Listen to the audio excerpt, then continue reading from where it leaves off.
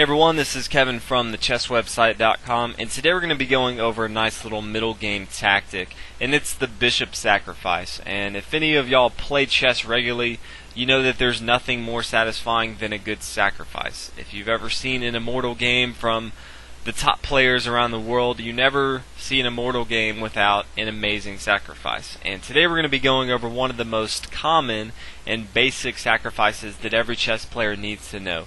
And that is the light square bishop sacrifice on the h7 square. And I'm going to go ahead and get into it, and then later on we'll talk about what you actually need to have in place to make sure that this works. But this is a prime example of when white, as you can see here, we're tied in material, should sacrifice his bishop on h7. Now black does have the option, he can bring his king to h8, and then if we want to, we can just bring our bishop back to d3 and continue our assault. We're now up in material, and the king side is very much exposed on the king's black side here. But we really would like the king to take our bishop, and that's what we're planning for. So if the king takes our bishop on h7, that's completely fine.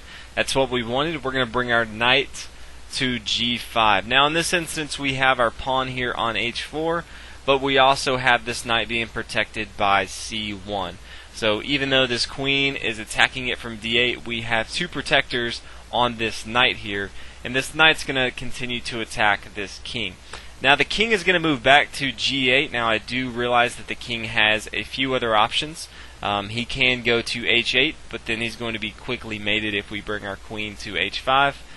He can also bring his king to g6, and we can bring our pawn to h5. Devastating move because, again, he has to continue to move his king. And lastly, he can bring his king to h6, but then we can move our knight to f7, and we have a discovered attack with our bishop on c1. So we're going to win that queen on d8. So I'm going to move the king back to g8, but I know people always leave comments, well, Kevin, the king has 12 different moves, you didn't cover all of them. Well, just assume that if he makes a move that I didn't say, it's going to be bad for them anyway. And stop second guessing me in my videos. But with that said, after he moves to g8, then we're going to bring our queen to h5. And really, black has two options here. He can lose his queen, he can take this knight on g5, or he can lose his king. Now, we already can see now if he takes the queen on g5, then we're going to take the queen and we're going to have a devastating attack. We're going to be way up in material, and I really hope that you can win this game. So, I'm not going to play the whole game out, but we're going to assume that he tries to hold on to his king instead. And the only move that he has is rook to e8, trying to give himself room, because if he didn't, we could just come to h7 and it would be check. Now from here, white's going to continue, and he's going to take now on f7. We're going to just try to eat away at all the defenders that black has. Now from here, black only has one legal move, and that is h8. And then we're going to come back to h5. And again, black only has one legal move. That's g8. And now we're going to come back to h7. As you see here, we could have come to h7 first, but we wanted to come in and take this pawn on f7 first, and then we'll continue as you see here. Now black again has only one legal move to f8, and now we can come to h8 with our queen.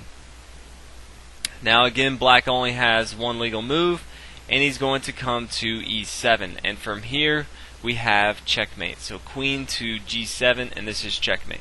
As you can see here, it's very important that we have this pawn here, because it's attacking this d6 pawn, which would be a square that the king could go to and escape. Now he would be running for his life, but he could escape on that square. So as you can see, we just completely annihilated the king side safety that he had built up here.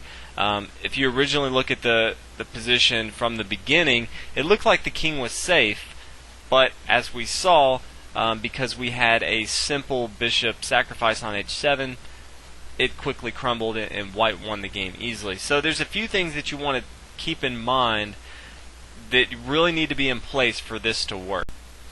The first thing is you need the bishop, the light square bishop, along this long diagonal. I know this is a common sense since it has to take this pawn on h7, but I did want to cover all the grounds that you have to have in order for this to work. The second one is you need this knight on f3, and as you can tell, it's very important because this knight from f3 is going to come to g5 here. Now he could be on h3, but more times than not he's going to be on f3 if you're developing correctly. He's going to go from f3 and he's going to go to g5, attacking this king, hopefully once he takes our sacrifice on h7. The next one that you want to have is your queen on d1. It's very important that he can come to this h5 square after this knight moves to g5. Very important. And the next one that you want to have as the bishop on c1. He's adding support to this knight because you may not have this pawn here on h4, but at the same time it really makes, as we saw earlier, we could move our knight away if this king was on h6, and it would be a discovered attack. It's very important that we have this just in case the king tries to come down.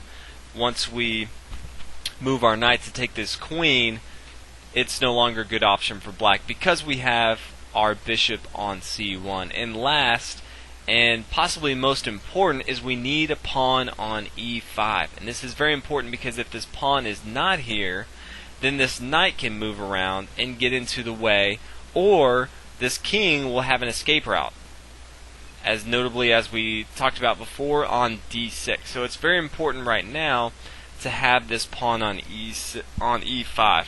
Now as you can see this setup right here, you may see this in the French defense. This is kind of how it looks at the beginning. It may derive from another opening, but you'll see this come up quite a bit if it's a closed game in the middle and there's not a lot of action going on. This will happen quite often. So let's take a look at another example and go ahead and take a look at this example here and see if you see anything different on this example.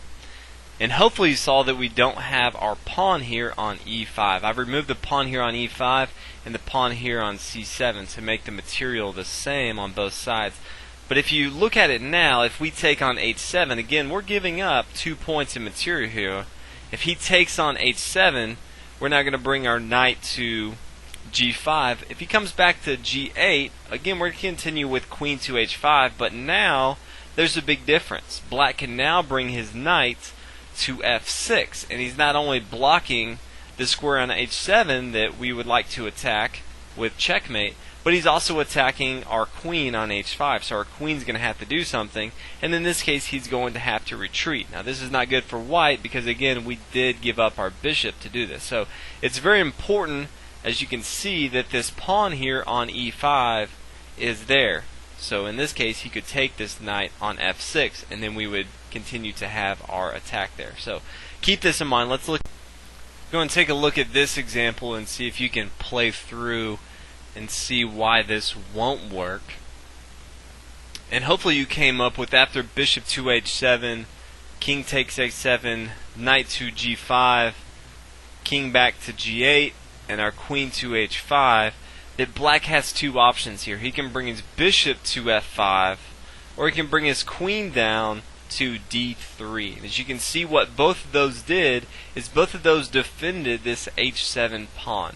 So we want to make sure that when we're doing this sacrifice, that black cannot come and defend the square on h7. If we have those 5 things in place from earlier, and black cannot defend this square on h7, then the sacrifice will work. But as you can see here, if they can defend this h7 square, then it's not going to work, and we're probably not going to do very well because we've sacrificed a bishop, and in this case it's an open game, which bishops thrive in open games, so this is not going to be good for us. But this is very important concept to know as far as when to sacrifice, and the bishop sacrifice from white on the h7 square is very common, so you need to know about it for your sake and also if someone plays it against you. So hope you guys enjoyed this video.